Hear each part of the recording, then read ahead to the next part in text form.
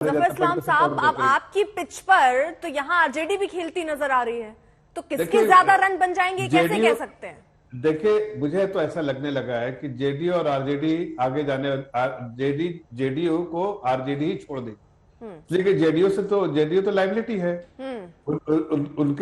उनका दामन थाम के कहीं आगे बढ़ना चाहती है, उसकी ताकत तो जीरो हो गई है वहां की जनता द्वारा। अब आगे आने वाले दिनों में यह देखना है कि क्या जेडीयू अकेले लड़ेगी या जेडीयू जो है, आरजेडी और जेडीयू का जो गठबंधन। आप बीजेपी अपनी लड़ाई सीधे तौर पर आरजेडी से देखती है, जेडीयू से कोई लड़ाई नहीं है और गठबंधन का जेडीयू की ताकत ही नहीं बची कुछ। ठीक है, लड़ाई तो उससे होती है जिसकी ताकत होती है। ठीक है अभिषेक झा साहब, अब ये चर्चा में ये दूसरे मेहमान है जो ये बात कह रहे हैं कि जेडीयू में ताकत ही नहीं बची और हो सकता है कि जेडीयू आरजेडी ही अलग हो जाए, आरजेडी जेडीयू का बोझ ना झेल पाए और छोड़ दे।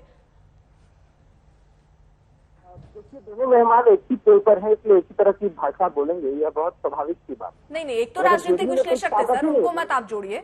बीजेपी के प्रवक्ता को आप जोड़ सकते हैं, लेकिन राजनीतिक विश्लेषक को मत जोड़िए। ठीक है, नहीं, आपको करेक्ट करना भी सर, यहाँ करेक्ट करने के लिए बैठे ना, गलत बात नहीं बोलेंगे ना आप जी। आपके हिसाब से तो विश्लेषण सही या गलत हो सकता है, मेरे हिसाब से अलग हो सकता है। मुझे बोलने का पूरा मौका दीजिए, मेरी बात सुन लीजिए। अगर जेडीयू में कोई ताकत नहीं होती तो भारतीय जनता पार्टी इतने वर्षों तक जेडीयू के पीछे पीछे, हमारे नेता के चेहरे के पीछे पीछे बिहार में ग्रो नहीं कर रही है। बिहार की राजनीति आप जीत रहे थे, मोदी जी की वजह से आपने जीता था। अब मोदी जी का सपोर्ट खत्म, तो आपको जनता का सपोर्ट खत्म। जनता का सपोर्ट आपको मोदी जी की वजह से मिल रहा था। अब मोदी जी का सपोर्ट खत्म तो जनता का भी सपोर्ट खत्म। आगे आने वाले दिनों में आपको 2 वोट भी नहीं मिलने वाले हैं। अभी जितनी सीटें आप जितनी सीटें देखिए, आरजेडी का वोट ट्रांसफर नहीं हो सकता जेडीयू में, और जेडीयू का वोट आरजेडी में ट्रांसफर नहीं हो सकता। ये आप जान के रखिए, आपका वजूद खत्म होने वाला है। पार्टी समझने वाली है। ठीक है, जफर इस्लाम साहब उनको कंप्लीट कर लेनी। ठीक है, मैं इतना कह रहा हूँ कि जेडीयू पार्टी अब ठीक है, उनको कंप्लीट कर राजनीति का त्याग सभा है। नीतीश कुमार भी जब भी लेता रहे हैं वही गठबंधन जीता है। आप भी हमारे ही पिछले ग्रुप थे, भाजपा भी हमारी ही। सर, इतने ही जमीनी नेता होते तो खुद से क्यों नहीं उतर के जीत पाए? 10 सेकंड देखिए, नहीं, हर समय आपको एक साथ की जरूरत क्यों है? हर समय सर, अरे अभिषेक झा साहब सुनिए तो, अभिषेक झा साहब, अगर इतने ही जमीनी नेता है नीतीश कुमार साहब, तो खुद से क्यों नहीं उतरते और खुद से जीत क्यों, बड़ी जीत लेकर आए? क्यों जरूरत है कभी बीजेपी की, कभी आरजेडी की? कंधा क्यों चाहिए आपको? अर्पिता जी 10 सेकंड नीतीश कुमार जी की है, बीजेपी को जरूरत है नीतीश कुमार जी की। अच्छा, नीतीश कुमार को नहीं है। मुझे 10 सेकंड ठीक है अभिषेक झा, एक सेकंड, जफर इस्लाम जल्दी से कंप्लीट कीजिए। हसन साहब भी कुछ कहना चाह रहे हैं। ठीक है, मैं सिर्फ इतना कहना चाह रहा हूँ कि जेडीयू अकेले लड़ने की इस पर शक्ति ही नहीं। पहली बात, ठीक, आज तक भारतीय जनता पार्टी के साथ रह के, और मैं कहना चाहता हूं कि आदरणीय प्रधानमंत्री जी के जो लोकप्रियता है बिहार में, उसके कारण जेडीयू के कैंडिडेट जीते थे। और हमने एक जो बोलते हैं कि अलायंस पार्टनर का पूरा धर्म जो निभाया था, उसके कारण जीते थे।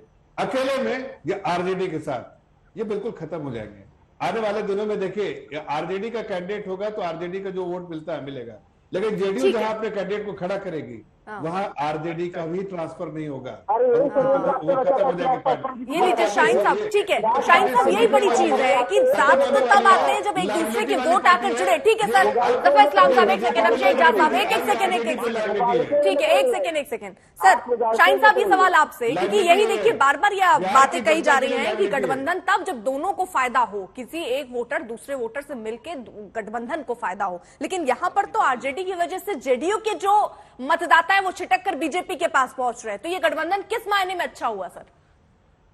अर्पिता जी, एक छोटा सा आंकड़ा देखिए, अभी 2 सीट पे चुनाव हुआ और 13% वोट हम लोगों ने भाजपा से ज्यादा लाया इस 2 लोग विधानसभा क्षेत्र में। अगर इसको पूरे बिहार में देखिए, 1% के अंतर से सरकारें बनती हैं, बिगड़ती है। 13% वोट ज्यादा राजद गठबंधन को आया है। यही स्थिति अगर लोकसभा में रही, जिसमें भाजपा बहुत ज्यादा खुश है, अगर यही स्थिति लोकसभा और विधानसभा में रही तो जमीन और आसमान का अंतर होगा।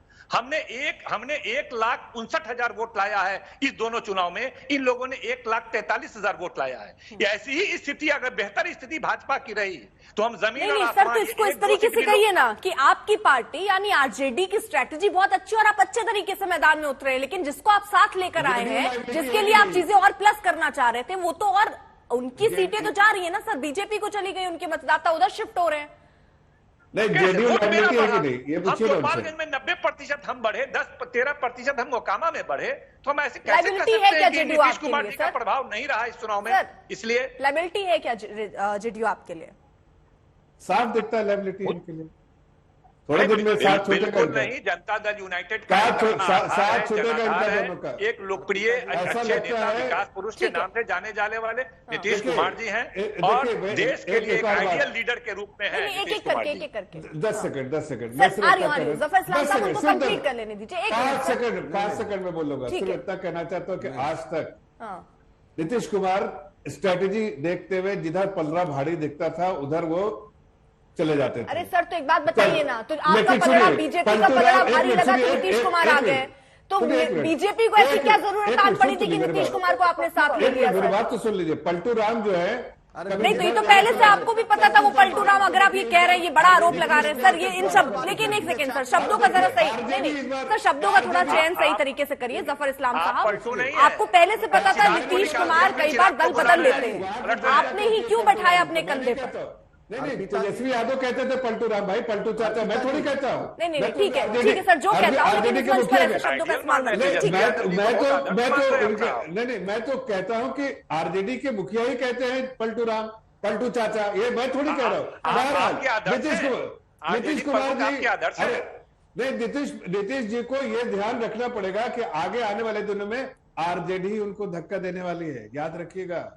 जेडीयू के प्रवक्ता जाके बता दे जनता के बीच में। नहीं सर, ये तो स्पष्ट कर दीजिए ना जफर इस्लाम साहब। जनता के बीच में तो उनका असर खत्म हो चुका है। नीतीश कुमार जी ने तो खुद बोला है कि आगे भविष्य तेजस्वी जी का है, उनको आगे करना है। आगे दिख रहा है, मीडिया के सामने बोल दिया है। अंधकार दिख रहा है ना, डरते क्यों हैं आप?